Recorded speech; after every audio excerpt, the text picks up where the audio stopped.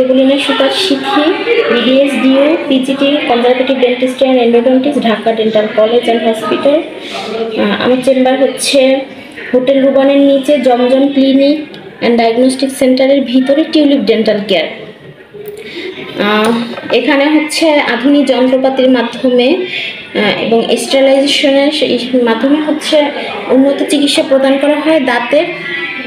যেমন এখানে দেখতে পাচ্ছেন ডেন্টাল চেয়ার, অত্যাধুনিক একটি মেশিন এবং হচ্ছে ইন্ট্রাওরাল ক্যামেরা। এখানে এক্স-রে সুযোগ সুবিধা আছে যেটা হচ্ছে রোগীদের জন্য অতি গুরুত্বপূর্ণ। এছাড়া হচ্ছে অত্যাধুনিক মেশিনের সাহায্যেও রুট ক্যানেল করা হয়। যেসব পেশেন্টের শিরশির জাতীয় কমপ্লেন নিয়ে আসে তাদের জন্য স্ক্যানিং, পলিশিং, বাচ্চাদের জন্য স্পেশালি আমি বাচ্চাদের জন্য বলি, বাচ্চাদের ব্যথামুক্তভাবে চিকিৎসা প্রদান করা হয় এখানে।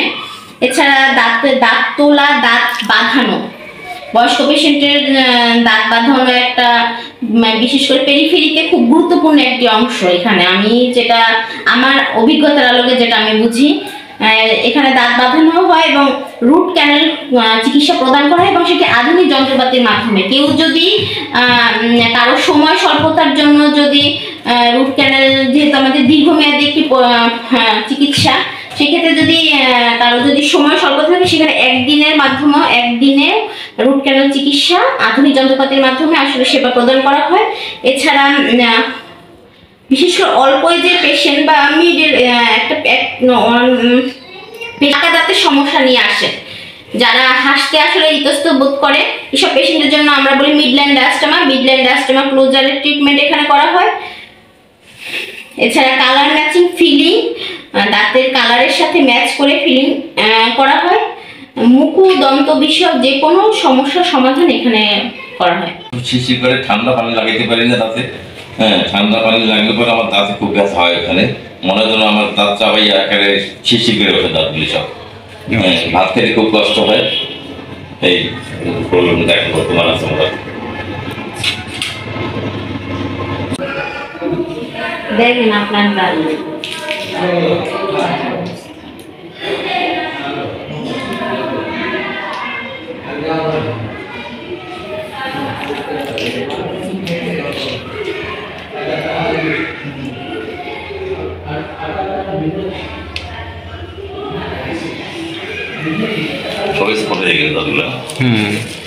খাই সেই খাবার দাবারে যখন আমরা ব্রাশ করি আমাদের 90% হচ্ছে ব্রাশের সাথে যায়। খাবার দাবারের যে লেয়ারগুলো মানে খাবারের পরে খুলি করার পর যে লেয়ারগুলো থাকে ওগুলো 90% পর্যন্ত যায় বা তার থেকেও কিছু পরিমাণ বেশি যায়। কিছু পরিমাণ খাবারের পর না, এগুলো হচ্ছে দাঁতের মাঝখানে জমে, দুই দাঁতের মাঝখানে আমরা বলি ইন্টারডেন্টাল স্পেস, এখানে জমে এবং এটা জমতে জমতে এক সময় এটা পাথর, আমরা বলি আমাদের ভাষায় ক্যালকুলাস, এরকম পাথর জমে। আপনি মনিটরে যেটা দেখতে পেলেন ওটা হচ্ছে দীর্ঘদিন যাবত পরিষ্কার না করার জন্য পাথর জমে গেছে এবং এর জন্য পুরো রাত শিরশির করে।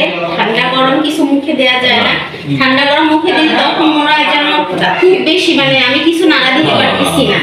এবং অনেক সময় দেখবেন ব্রাশের সাথে আপনার রক্তও পড়ে, মাড়ি ফুলে মাঝে মাঝে, মাড়িগুলোও ফুলে। মনে হয় স্কেলিং করবেন, পরে পলিশিং করতে হবে, নাহলে একটা জায়গা স্কেলিং করলে যেন আপনার কাছে জিবা দিলে মনে হবে যে এটা একটু কেমন মানে একটু অমসৃণ টাইপের। পলিশিং করলে সেই জিনিসটা ফিল হবে না এবং দাঁতটা প্রোটেকশনের জন্য ভালো মানে জন্য আমরা পলিশিং করে অবশ্যই স্কেলিং এর পরে মাস্ট পলিশিং করতে হবে।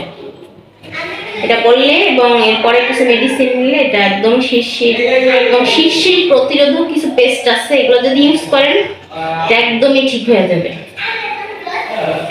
এবং এটা আপনার জন্য খুব জরুরি। এটা না করলে ধরেন আপনি এখন আপনার ডায়াবেটিস আছে, একটু আছে, এবং যেসব পেশেন্ট ডায়াবেটিক পেশেন্ট সেসব পেশেন্টের জন্য আমরা বলি রুটিনলি 6 মান্থ পর পর আমাদের হচ্ছে স্কেলিং মাস্ট। যদি কেউ 6 মান্থে নাও করতে পারে বছরে একবার তার আসতেই হবে, নালে হচ্ছে আমাদের যে পেরিওডন্টাল লিগামেন্টগুলো এগুলো হচ্ছে ঢিলা হতে থাকে, আস্তে আস্তে দাঁতগুলো নড়বড়ে হয়ে যেতে পারে এবং স্কেলিং না করলে তো পাথর জমতে জমতে। আমি এখন আপনার স্কেলিং করলে আপনার কাছে মনে হবে আমার দাঁতগুলো নড়তেছে, আসলে দাঁতগুলো কিন্তু নড়তেছে না।